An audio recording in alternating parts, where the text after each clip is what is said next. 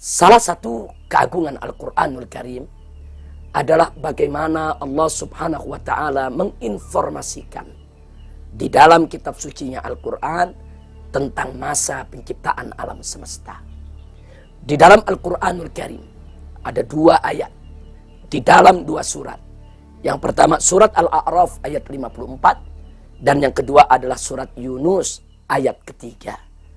Di mana Wallahu subhanahu wa ta'ala qala Inna rabbakumullahu alladhi khalaqas samawati wal arda fi 6 ayyam.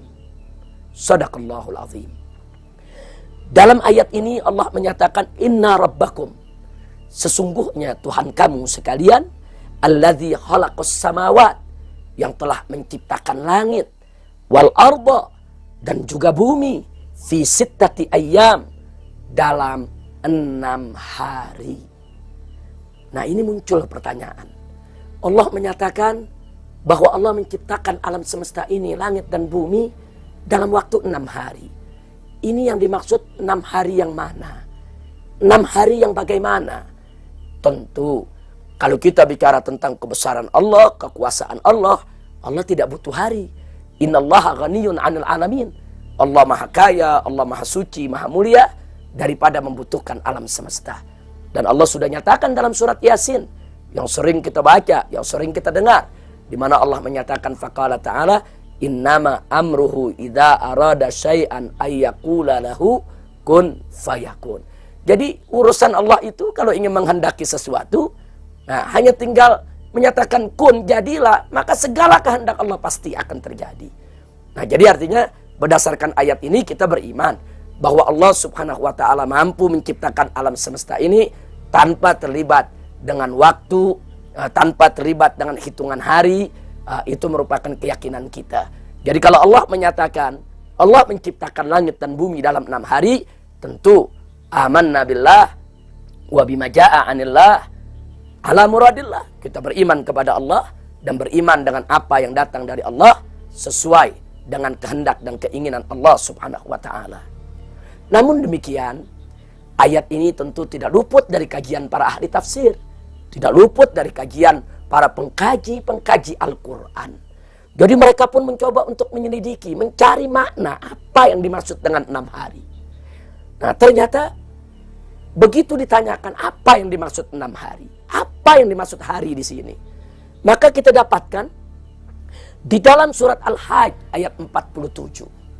Allah Subhanahu wa Ta'ala berfirman faqala ta'ala wa inna yauman inda rabbika ka'alfi sanatin mimma ta'uddun.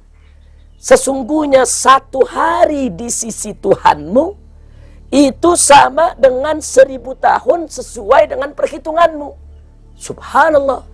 Jadi berdasarkan surat Al-Hajj ayat 47, 1 hari di sisi Allah sama dengan 1000 tahun menurut perhitungan kita. Artinya di sini ada informasi ilahi bahwa di sana ada 1 hari yang bukan 24 jam. 1 hari dalam perhitungan manusia 24 jam. Tapi ternyata di sana ada 1 hari yang bukan 24 jam. 1 hari yang sebanding dengan 1000 tahun. Nah, kemudian masih informasi serupa dalam surat As-Sajdah ayat 5. Di mana Allah Subhanahu wa Ta'ala menyatakan faqala ta'ala yudabbirul amra minas sama'i ilal ard thumma ya'ruju ilaiki fi yaumin kana miqdaruhu alfa sanatin mimma ta'uddun. Di mana dalam ayat ini Allah menginformasikan Dia, Allah yang mengatur urusan dari langit ke bumi. Kemudian urusan itu naik kepada Allah Subhanahu wa Ta'ala dalam 1 hari yang kadarnya kana miqdaruhu, yang kadarnya alfa sanatin mimma ta'uddun, yaitu sama dengan 1000 tahun menurut perhitunganmu. Subhanallah. Ada 2 ayat dalam Al-Quran yang menginformasikan kepada kita bahwa di sana ada 1 hari yang lamanya bukan 24 jam, tapi lamanya adalah 1000 tahun. Yang lebih menakjubkan lagi, ada surat lain lagi yaitu surat Al-Ma'arij ayat ke-4. Wallahu subhanahu wa ta'ala qala ta'rujul malaikatu warruhu ilaihi fi yaumin kana miqdaruhu 50 alfa sanah. Subhanallah.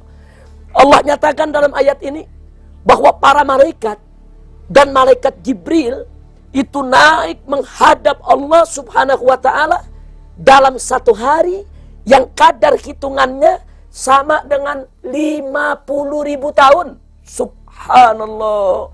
Artinya kita dapat informasi yang lebih dahsyat lagi dari Al-Quran, bahwa di sana ada satu hari yang bukan 24 jam, bukan 1000 tahun, bahkan satu hari sama dengan 50.000 tahun. Subhanallah. Nah, jadi kalau Allah menginformasikan ada satu hari yang nilainya 1000 tahun, ada satu hari yang nilainya 50.000 tahun, itu maktub dalam Al-Quranul Karim. Nah, mungkin kita bisa bertanya, apakah di sana ada satu hari yang lebih lama lagi dari itu? Wallahu a'lam. Tapi inilah menunjukkan keterbatasan ilmu kita sebagai manusia. Kita hanya mengenal satu hari 24 jam. Sementara Allah menginformasikan ada satu hari yang begitu lama bagi umat manusia. Nah, tinggal pertanyaannya kembali kepada soal penciptaan alam semesta. Kalau alam semesta diciptakan oleh Allah selama 6 hari, ini 6 hari yang mana? 6 hari kali 24 jam? Atau 6 hari kali 1000 tahun? Atau 6 hari kali 50.000 tahun? Subhanallah. Oleh karena itu, para ulama tafsir akhirnya banyak yang berkesimpulan, kalau begitu 6 hari di sini lebih patut disebut 6 periode atau 6 masa, karena sulit untuk kita tetapkan kadarnya. Tidak bisa kita katakan 6 hari itu yang dikali 24 jam. Tidak bisa juga kita katakan 6 hari itu yang dikali 1000 tahun. Dan tidak bisa juga kita langsung tetapkan 6 hari itu yang dikali 50.000 tahun. Tapi setidaknya itu menunjukkan bahwa 6 hari adalah 6 periode. 6 periode dalam ilmu Allah ya tentunya bisa sangat singkat sekali atau bisa sangat lama sekali, yaitu dalam perhitungan daripada umat manusia. Nah, sekarang mari kita lihat bagaimana menurut para ahli astronomi berkenaan dengan penciptaan alam semesta.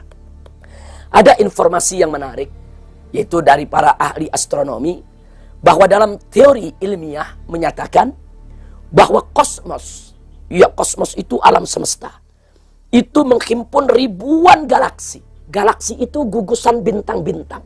Itu satu galaksi itu terdapat miliaran bintang. Satu galaksi ada miliaran bintang. Satu alam semesta ini itu ada ribuan galaksi. Subhanallah. Nah, sementara dari sekian miliar bintang yang berada dalam satu galaksi, ada satu bintang namanya bintang kuning. Itulah yang kita kenal dengan matahari. Nah, matahari ini dikelilingi oleh beberapa planetnya. Itulah yang disebut tata surya. Itu tata surya itu baru menyangkut planet-planet yang mengelilingi matahari. Matahari itu merupakan salah satu bintang dari sekian miliar bintang yang ada di dalam satu galaksi. Sementara alam semesta ini ada ribuan, bahkan jutaan galaksi. Artinya manusia ini kecil sekali. Satu titik di alam semesta. Satu titik dalam titik, dalam titik, dalam titik yang begitu kecil. Tapi subhanallah, sekalipun manusia ini begitu kecil, tapi manusia mendapat perhatian yang besar dari Allah Subhanahu wa ta'ala. Manusia diangkat menjadi khalifah untuk memakmurkan bumi, bahkan alam semesta ini. Ini menunjukkan luar biasa rahmat Allah untuk umat manusia. Nah, ikhwan wa akhwat rahimakumullah, dengan teori yang disampaikan oleh para ahli kosmologi atau ahli astronomi, mereka menyatakan bahwa alam semesta ini menurut perhitungan mereka itu diperkirakan tercipta dalam waktu 15 miliar tahun. Bahkan untuk sistem tata surya saja 5 miliar tahun. Pertanyaannya, dari mana mereka bisa menghitung? Dari mana ini ahli-ahli astronomi bisa menghitung? Ternyata yang melakukan perhitungan ini adalah ahli-ahli astrofisika. Bagaimana mereka bisa menghitung?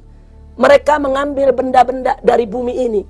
Mereka mengambil batunya, mereka mengambil kolarnya, mereka mengambil logamnya, mereka mengambil emasnya, mereka mengambil berbagai macam unsur yang ada di bumi. Kemudian mereka selidiki unsur ini dalam kadar tertentu, itu kalau dibuat oleh manusia membutuhkan waktu berapa lama. Jadi kalau emas saja dimasak 1 gram, itu waktunya berapa lama.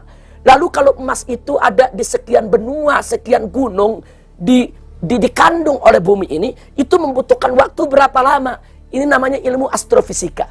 Nah, perkiraan daripada 15 miliar tahun penciptaan alam semesta ini berdasarkan perhitungan data-data tentang proses kondensasi, proses perpadatan, dan proses pengecilan dari kumpulan gas primitif yang disebut dalam ilmu astronomi adalah nebula primer yang beredar. Kemudian proses ledakan dahsyatnya yang menimbulkan pecahan berupa potongan-potongan benda keras yang selanjutnya masuk dalam proses pembentukan berbagai benda langit di alam semesta. Pembentukan bumi, pembentukan bulan, pembentukan planet-planet, pembentukan yang lainnya dari benda-benda langit. Jadi mereka ini bukan sekedar main tebak-tebakan, tapi memang ada rumusan-rumusannya. Walaupun tentu itu tidak boleh kita jadikan sebagai dasar keimanan untuk menafsirkan Al-Quran. Tidak boleh langsung kita percaya, oh ini diciptakan dalam 15 miliar tahun. Tapi setidaknya kita dapat informasi bahwa penciptaan alam semesta ini memang melalui proses. Proses yang sangat panjang, begitu indah, begitu sistematis. Nah, dengan lamanya proses yang begitu panjang, begitu indah, begitu sistematis, ini menunjukkan betapa maha besarnya Allah, maha indahnya Allah, maha sucinya Allah. Allah buat alam semesta ini melalui proses supaya bisa diselidiki oleh manusia, sehingga manusia bisa mengagungkan Allah subhanahu wa ta'ala. Kalau Allah ingin menciptakan bumi, hanya dengan sekedip mata, saudara, sebentar Allah bisa ciptakan. Allah ingin ciptakan matahari, ciptakan alam semesta, hanya dengan menyatakan kun, kemudian semua terjadi sebentar. Tapi kenapa Allah menciptakannya melalui proses?